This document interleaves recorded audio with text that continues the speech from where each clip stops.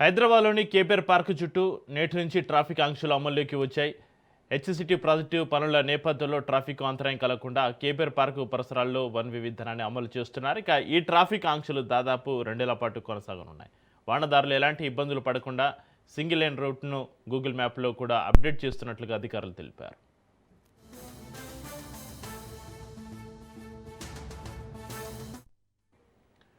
Traffic నియంత్రణ కోసం 450 మంది సిబ్బందిని కేపీఆర్ పార్క్ పరిసరాల్లో మోహరించారు. వాహనదారులు ప్రత్యామ్నాయ మార్గాలను వినియోగించాలని పోలీసులు సూచిస్తున్నారు. అదే సమయంలో ట్రాఫిక్ నిబంధనలు ఉల్లంఘించే వారిపైన కఠిన చర్యలు తప్పవని హెచ్చరించారు.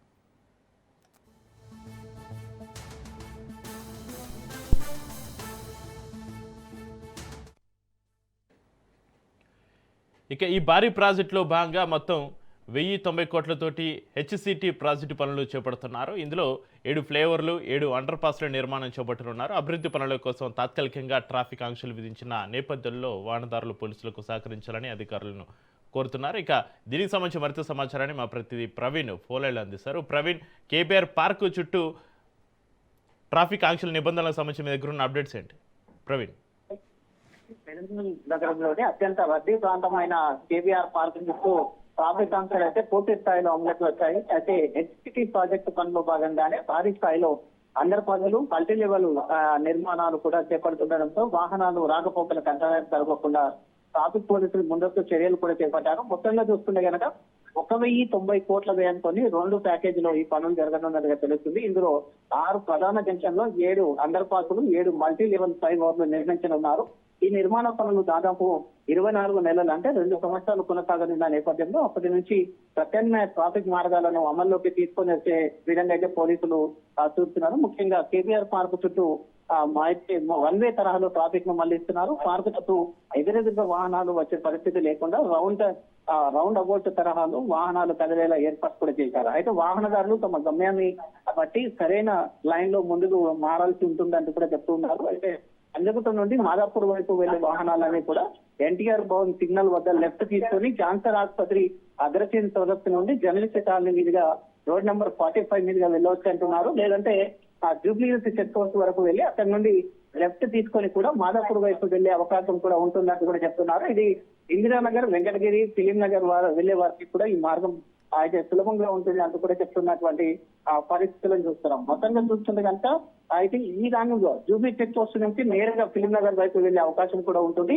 అదేవిధంగా మాదాపూర్ నుంచి పంజగుట్ట వైపు వచ్చే వాహనాలకు మాత్రం పెద్దగా మార్పులు లేవంటూ కూడా చెప్తున్నారు. చెక్ పోస్ట్ మీదుగా ఎన్టీఆర్ భవన్ వైపు వచ్చే నేరుగా పంజగుట్ట మీద వెళ్ళవచ్చు. ఇక వాహనదారులు లేన్ మార్పుల విషయంలో అప్రమత్తంగా ఉండాల్సి ఉంటుంది అంటూ కూడా చెప్తూ ఉన్నారు.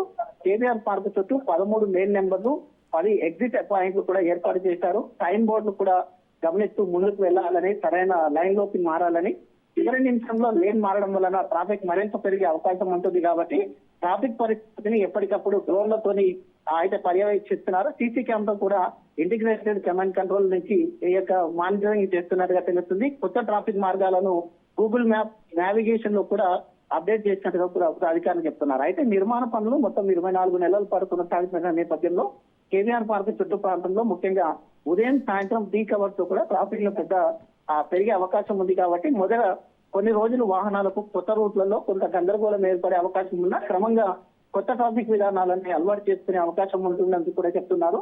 ఇక్కడ ట్రాఫిక్ పోలీసులు ప్రధానంగా వాహనదారులు ఒక విషయాన్ని స్పష్టం చేస్తున్నారు. అయితే రాంగ్ సైడ్ డ్రైవింగ్, అతివేగం, ఆకస్మికంగా లేన్ మారడం వల్ల ఉల్లంఘనలకు పాల్పడితే కఠిన చర్యలు ఉంటాయంటూ కూడా చెప్తున్నారు. అయితే ఇకపై కేబీఆర్ పార్క్ చుట్టూ ప్రయాణించే వాహనదారులు తొందరపడి రూట్ మారడం వలన సైన్ బోర్డులను గమనిస్తూ ముందుగానే తమ లేన్ ఎంచుకొని ప్రయత్నించవలసిన ఉంటుందని చెప్తున్నారు. అయితే హెచ్సిటీ పనులు పూర్తయిన తర్వాత ఈ ప్రాంతం ట్రాఫిక్ సమస్య శాశ్వతంగా పరిష్కారం అవుతుందంటూ కూడా చెప్తున్నటువంటి పరిస్థితులను చూస్తున్నాం.